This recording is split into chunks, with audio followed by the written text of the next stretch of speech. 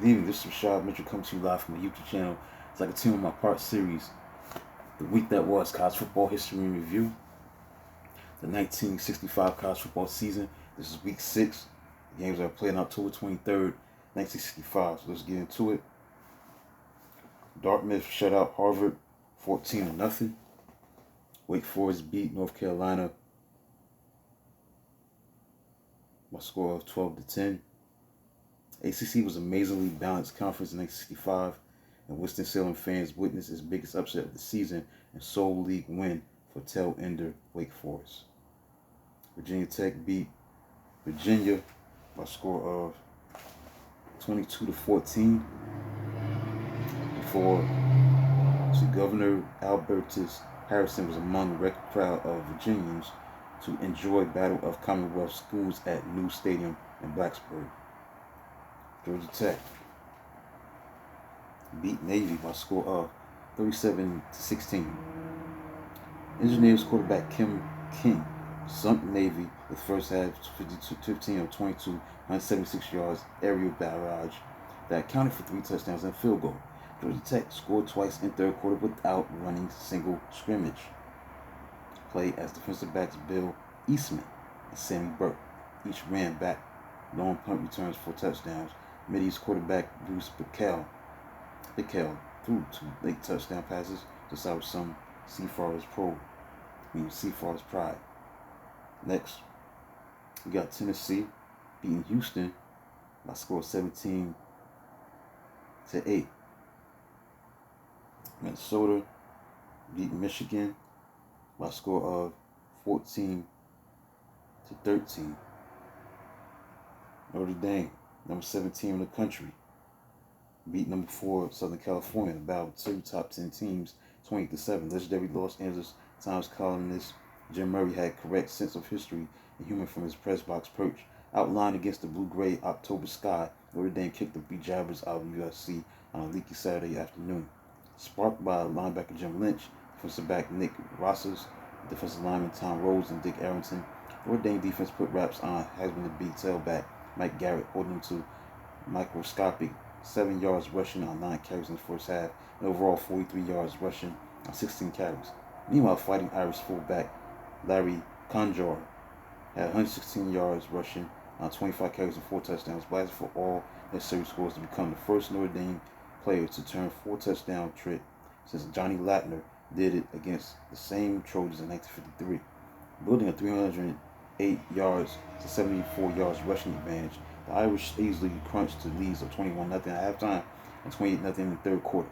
Heavy rain and cold wind hampered passing attacks, but the Trojans finally clicked a 76-yard drive at the beginning of the fourth quarter as quarterback Troy Winslow kept 12 and 7-yard gains and threw for 21 8-yard completions as John Thomas made special catches, latter for drop diving 8-yard touchdown. Trojans made it to first and goal at the Notre Dame 9-yard line, but reverse runs failed, and USC found itself back at 38-yard line and 3 swift sweeps by the Irish defense. Nebraska beat Colorado by a score of 38-13.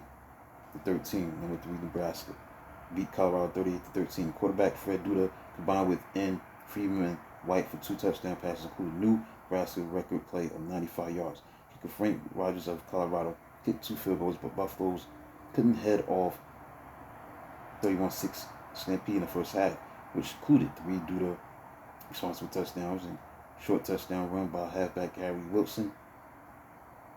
Both those halfback Larry Plants scored on late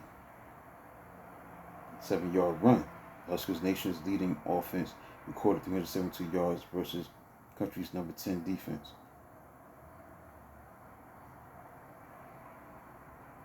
Next, there was an upset brewing, and it happened with Texas, number 5 team in the country. They lost to Rice 20-17, so spirited second half rally by Rice provided intimate win over Texas, our 7th since 1946, last until 1994. Tailback Robert Leach and quarterback Marv Christian produced touchdowns that fueled Texas' 14-3 lead. But after Steelers kicker David Conway's field goal made it 17-3 late third quarter, the Rice Owls halfback Chuck LaTourette sped all the way to Texas 20-yard line with an ensuing kickoff. Rice quarterback David Ferguson scored within 4 plays to end third quarter, and LaTourette followed with a 7-yard touchdown run 5 minutes later to tie it at 17-17.